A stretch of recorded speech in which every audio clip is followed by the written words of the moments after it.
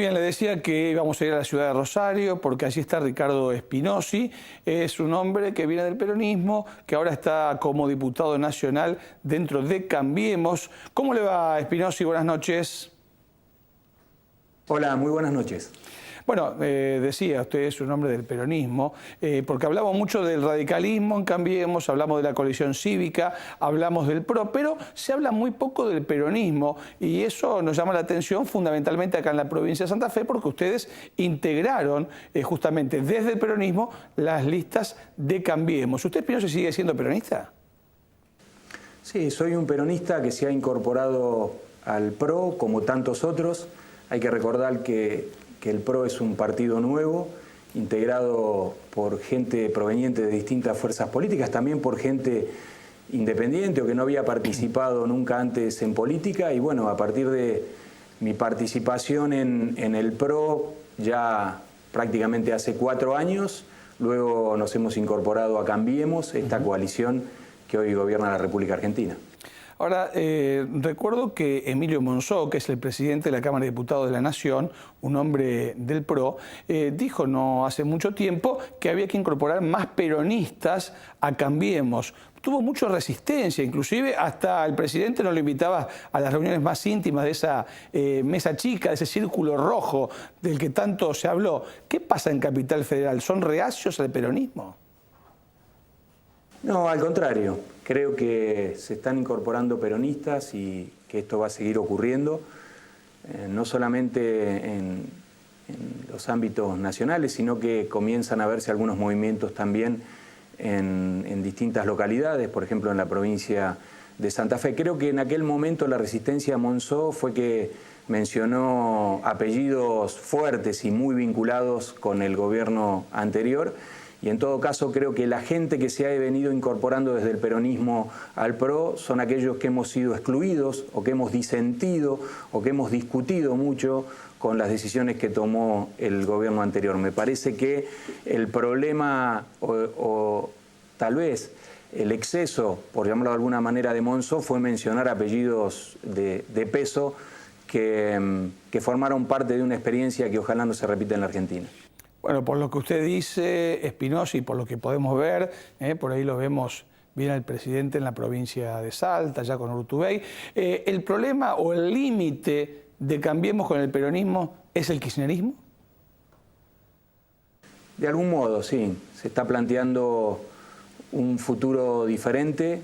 Hemos vivido una experiencia que a todas luces fue negativa para la historia de la Argentina, un partido que habló mucho de inclusión, que habló mucho de pobres, pero que finalmente entrega el gobierno luego de 12 años con el 30% de la población argentina debajo de la línea de pobreza. Por lo tanto, está claramente planteado como un fracaso y nosotros aspiramos a tener un futuro diferente. Ahora, Espinosi, usted dice, bueno, sigo siendo peronista. La pregunta es si esta línea económica que está bajando el gobierno de Cambiemos, encabezado por Mauricio Macri, ¿tiene algo que ver con el ideal peronista de la economía? Bueno, si uno se plantea que uno de los objetivos de este gobierno es pobreza cero, si uno se plantea con pensar en el futuro, tal vez sacrificando parte del presente. Está claro que las medidas que tuvo que tomar el presidente básicamente el año pasado no fueron del todo simpáticas, pero la gente interpreta que son necesarias para poder tener expectativas hacia adelante. Y cuando uno piensa de esa manera, cuando uno comienza a darse cuenta que los objetivos están planteados a mediano y largo plazo en ir bajando los índices de pobreza. Desde hace 8 meses hay una constante creación de empleos. La provincia de Santa Fe, lo dijo hace pocos días el gobernador, ha crecido durante todo el año pasado. Así que la gente tiene fundadas expectativas en el presidente Macri, y si estamos hablando de gente que, como en mi caso, tiene toda su trayectoria en un espacio como el justicialismo, que defiende banderas como la justicia social, por ejemplo. Tenemos fundadas expectativas para creer que Macri es la persona que finalmente va a cumplir con muchos de los objetivos que la estructura del PJ, fundamentalmente luego de la muerte de Perón, no ha conseguido ni por cerca. Ahora, Spinozzi, usted dice los datos de la provincia de Santa Fe. Obviamente los que están signados allá en el sur con el tema del campo pasan un buen momento, pero acá vemos, por ejemplo, lo que pasa con la lechería, o vemos lo que pasa con la industria de la madera, o lo que pasa con la industria del calzado, digamos, bajaron las ventas, pero también el tema de las importaciones. ¿Le interesa esto a Macri? ¿Lo está viendo? No, absolutamente, lo está viendo. Se plantea una apertura de la economía de manera inteligente, de forma de que no haya que sacrificar ni industrias, ni trabajadores, por supuesto. Son, de algún modo, en la provincia de Santa Fe, diría yo, excepciones, porque si uno piensa más allá de la crisis hídrica que estamos viviendo, de una cosecha récord en la provincia de Santa Fe, con un notable crecimiento de todo lo que tiene que ver con la metalmecánica, incluso aquellas industrias que estaban pasando por muchas dificultades, hoy están funcionando con 3 turnos, con maquinarias vendidas en un gran número, y por supuesto que sí vemos en algunas actividades dificultades que se están trabajando de manera puntual, incluso en algunas de ellas llegando a acuerdos particulares con sus gremios y con aquellos abocados a la producción. Vos mencionabas calzados, que es un tema importante en la provincia de Santa Fe, y también hay algunos otros, pero insisto, de ninguna manera el gobierno piensa dejarlos o soltarles la mano, sino que con cada uno de esos sectores se están reuniendo en el ministerio que conduce Cabrera para poder llegar a acuerdos importantes. Bueno, esperemos que sea así, Spinozzi, como usted dice. Ya que lo tengo allí para preguntarle, porque usted es un hombre muy allegado a Carlos Alberto Reutemann, bueno, formó parte de los gobiernos de Reutemann aquí en la provincia de Santa Fe. No sé si está hablando últimamente con él, cómo anda de salud, ¿cómo está Reutemann? Bueno, está bien. Hay que saber que tuvo una intervención importante sobre finales del año pasado y luego un periodo de recuperación. Obviamente que se está realizando periódicamente controles, pero bueno, ya se está reinsertando nuevamente en la actividad política. Estoy comunicado permanentemente con él y seguramente la semana próxima tendremos algún encuentro ya en el Congreso de la Nación. Bueno, cuando lo vea Reutemann, dígale que acá también lo esperamos cuando quiera venir. Bueno, lo último, hablamos al principio de la nota de esto que le voy a decir. El PRO, el radicalismo, la coalición cívica, ya dice que quieren formar parte de Cambiemos. ¿Y el peronismo va a formar parte de Cambiemos? Sí, por supuesto. Hay todavía un poquito más de 30 días para conversar, 2 alternativas, una lista de consenso donde estén representados los miembros de la coalición y los extrapartidarios y los sectores que estamos participando. De no llegar a un acuerdo, hay que considerar que el PRO está poniendo en juego 3 bancas, pero también hay del radicalismo termina un diputado y también la coalición cívica pide sus espacios, el partido FE. O por consenso o a través de las primarias, donde cada uno de estos partidos pueda presentar su lista, pero seguramente se va a resolver de la mejor manera para que Cambiemos, que ya existe como tal en la provincia de Santa Fe, pueda hacer una buena elección en octubre y darle así un buen respaldo desde esta provincia tan importante al presidente Macri. Spinozzi, muchas gracias. No, gracias a vos. Hasta luego. Hasta luego, hasta luego. Muchas gracias a los compañeros de Canal 5 de Rosario por esta conexión. ¿A dónde vamos ahora, Gabriela? Nos vamos ahora al banderazo por la inclusión que anunciábamos cuando comenzábamos nuestro programa. Lo organiza Silsa, va a ser en el Puente Colgante y el objetivo es promover los derechos de las personas con discapacidad. El banderazo es una campaña nacional que lleva adelante Silsa justamente para visibilizar y para concientizar acerca de la discapacidad y para que todos tomemos conciencia y embanderar y empoderar a las personas con discapacidad y igualar a todas las personas que tenemos los mismos derechos y los mismos valores.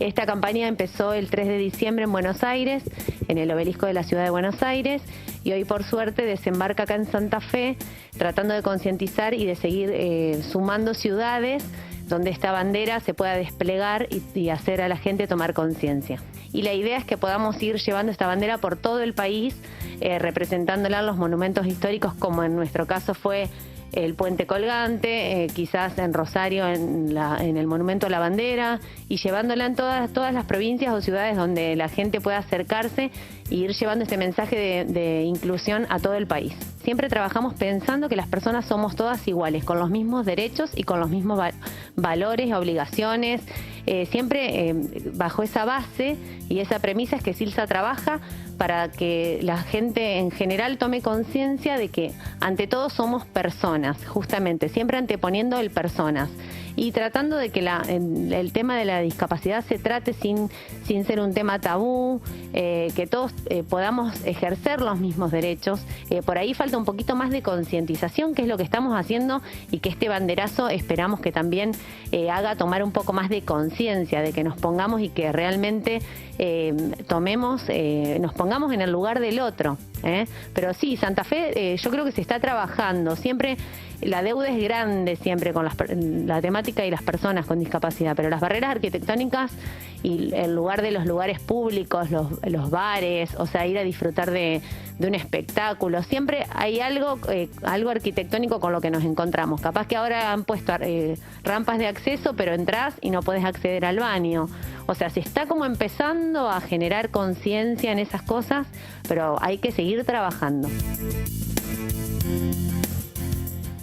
Bien, dijimos que íbamos a hablar de la vida y justamente está Martín Cuestas, que es el director del Cudayo. ¿Cómo le va, Martín? Buenas noches. Y Alberto Escarpa, que es trasplantado. Así que con los dos vamos a estar hablando. Primero, Cuestas, queríamos hablar de esto que ha sido posible, ¿no? Con un donante, 12 trasplantes. ¿Está bien lo que le digo? 6 trasplantes. 6 trasplantes, Sí, bien. 6 trasplantes. 6 trasplantes. Sí, trasplantes fue la semana pasada, a raíz del fallecimiento de una persona joven. Pudo ser posible esta ablación multiorgánica, en la cual se trasplantaron 6 pacientes en lista de espera, con la particularidad de que 3 de ellos se encontraban en emergencia nacional. Esto significa que de no haber conseguido o no haber procurado estos órganos que necesitaban, las personas fallecían. Y bueno, y también otra particularidad más de este operativo fue la obtención de el tipo de órganos que fueron los pulmones, que son órganos muy sensibles en cuanto a para la procuración, y también el bloque renopancreático y el hígado, que tuvo la particularidad de ser subdividido, o sea, un órgano fue para 2 personas, uno de los cuales fue una beba de 1 año y medio que se encontraba en emergencia nacional. Martín, en esto de que usted decía una persona joven, ¿incide en que se pueda hacer un trasplante a 6 personas? Digamos, ¿es mejor cuando el donante es más joven? Las posibilidades de la obtención de la mayor cantidad de órganos a partir de un donante, sí, influye el tema de la edad. Y también influye mucho el tratamiento que se le da a esa persona cuando es persona, ingresa a la terapia intensiva o al hospital donde se trata. ¿Me entiende? Sí, sí. Cuando existe un traumatismo craneoencefálico, ingresa a una terapia intensiva, bueno, cuando de la forma que se lo atiende, si la magnitud del daño que le causó ese ingreso a esa terapia es tal que le produce la muerte, la obtención de los órganos de buena calidad está hablando de una buena calidad de atención en esa terapia intensiva para las personas. Ahora, parece cruel lo que estamos diciendo y es todo lo contrario, ¿no? Porque estamos hablando de dar vida. Estamos hablando de dar vida a partir de un hecho irremediable que nos va a pasar a todos. No sabemos ni cómo ni cuándo, pero nos va a pasar. Entonces, qué mejor que ante esa inutilidad ya de nuestro cuerpo, poder que parte de ellos siga en otras personas y prolongue la vida de otras personas, es maravilloso. Alberto, usted es trasplantado renal. ¿Cuánto tiempo ya? 9 años y 9 meses desde el trasplante, y previo a eso estuve 5 años y 4 meses en diálisis. O sea que va a cumplir 10 años en poco tiempo. Se cumplen los 10 años. 10 años de trasplantado. Si Dios quiere. ¿Cómo era la vida antes del trasplante? Bastante difícil, porque antes del trasplante es el periodo de diálisis. La diálisis te salva la vida, evidentemente que es así, hay que tener muy presente que te salva la vida, pero no es muy fácil de soportar el tratamiento de que es la hemodiálisis. La espera. La espera con el tratamiento. Son día por medio conectarse a una máquina durante 4 horas en la que toda la sangre mía tiene que pasar varias veces por la máquina para que la filtre y cumplir la función que no están cumpliendo los riñones. Eso, por lo tanto, ¿cuánto lo hacía por semana? 3 veces por semana, y el último año ya iba 4 veces por semana porque no alcanzaba a depurar lo necesario. Incluso lo normal son 4 horas y el último año yo hacía 4 horas 45. Se me tuvo que extender el horario para poder mantener en buen funcionamiento todo el resto del organismo, ¿no es cierto? Alberto, ¿alguna vez pensó en bajar los brazos, es decir, hasta acá llegué? Justamente cuando llegó el trasplante. En ese momento me estaba entregando, estaba prácticamente decidido a no seguir con el tratamiento de hemodiálisis. ¿Y usted sabía que se iba a morir? Sí, por supuesto. Sí, lo tenemos muy presente los que estamos en ese tratamiento. Y bueno, en ese momento apareció un donante que era compatible conmigo y me llamaron y me dijeron, vení porque llegó tu riñón. Y bueno, a partir de ese momento mi vida cambió totalmente. Yo salí de la sala de operaciones ya el riñón funcionando, y a partir de ahí hasta ahora ha funcionado siempre muy bien. Así que, bueno, volví a reinsertarme en la sociedad plenamente, cosa que hasta ese momento era muy parcial y era muy poco lo que yo podía hacer mientras estaba en el tratamiento de hemodiálisis, ¿no es cierto? Doctor, cuando uno piensa en esto, hasta hay un punto, hasta donde llegó al trasplante, se está esperando. Uno, cuando vive en Santa Fe, tiene que esperar que ese órgano salga de la provincia de Santa Fe, ¿o esto se maneja en una red nacional? Está todo regulado a nivel de INCUCAI, que es el ente regulador nacional. Depende el órgano que se ablaciona, es la distribución. En este caso la distribución renal, por ejemplo, primero es provincial, luego es regional y después pasa a nacional. No así con las otras, con los otros órganos, por ejemplo, cardíaco, pulmonar, hepático. Lo que decía Alberto, la particularidad que tiene la enfermedad renal es que tiene la ventaja, entre comillas, de las otras enfermedades de que tiene un tratamiento alternativo al trasplante, que es la diálisis. Que, como Alberto decía, bueno, el paciente está vivo, pero tiene una calidad de vida muy por debajo de las expectativas estándares. En cambio, las patologías respiratorias, cardíacas, hepáticas, cuando entran en insuficiencia el órgano, no existe una terapia alternativa. La única posibilidad es el trasplante. Entonces, claro, esos son los pacientes que más fácilmente se encuentran o llegan a emergencia nacional. Doctor, ¿cómo está la provincia de Santa Fe en el tema de donantes? ¿Cómo estamos en el ranking nacional? En el ranking nacional estamos muy bien, siempre entre los primeros lugares. Hace 5 años, desde que del Ministerio de Salud se adoptaron políticas acordes y a partir de que se tomó la problemática de la donación y el trasplante como un problema sanitario, como un problema de salud, bueno, se implementaron distintas estrategias que llevaron a obtener uno de los principales objetivos que es el de aumentar la cantidad de órganos y tejidos. Pero si bien estamos tranquilos porque el trabajo viene aumentando, los órganos están apareciendo, es decir, existe más posibilidad, no estamos satisfechos para nada porque cada 8 horas cada 8 horas por día en el país se realiza un trasplante, pero cada 4 horas ingresa un paciente a lista de espera. Es decir, es una carrera contra el reloj. Estamos que tenemos. A la mitad, digamos. Exactamente, que seguimos, es permanente. Si bien, por eso te decía, ¿cómo estamos en el país? Estamos muy bien, somos un centro de referencia nacional a nivel procuración de órganos y tejidos, que eso nos enorgullece, pero también nos crea más responsabilidad a seguir de esta forma, porque ya te digo, esto, para lograr, nuestro objetivo es tener una lista de espera 0. Bien. Para terminar, porque antes yo le pregunté cómo era la vida antes del trasplante y cómo fueron esos 5 años de espera, y la pregunta ahora, Alberto, es ¿cómo es la vida después del trasplante? Absolutamente normal. Al menos en el caso mío yo no tengo ningún tipo de limitación. Puedo andar, trabajar, correr, hacer lo que quiera, comer. No tengo limitaciones. Tengo que respetar la medicación para evitar un posible rechazo, ¿no es cierto? Por eso es la medicación. Eso es lo que hay que respetar, y los controles médicos que normalmente se hacen cada 3 o 4 meses, en lo que se hace un análisis completo para detectar en el caso de que algo no estuviera funcionando correctamente con tiempo y poderlo corregir. Alberto, lo último, del otro lado hay mucha gente que está mirando y tal vez no es donante. ¿Por qué tendrían que ser donantes? Yo siempre digo de que hago esto en agradecimiento a esa persona que donó y que a mí me salvó la vida. No sé quién era, ni conozco a la familia y no puedo agradecerles. Entonces, doy testimonio, salgo a que la gente me pregunte todo lo que me quiera preguntar, porque creo que tienen que sacarse los miedos y que tienen que pensar de que el acto más generoso que pueden tener en la vida es donar. Y que nadie les va a decir gracias, porque van a donar después de que no estén más aquí. Por lo tanto, insisto en que tienen que pensarlo, que tienen que hablarlo con la familia y, si es posible, hablarlo con algunos de los que hemos pasado por esto, porque somos los que le podemos sacar las dudas que ellos tengan. Bien. Alberto, muchísimas gracias. Doctor, ¿quería agregar algo?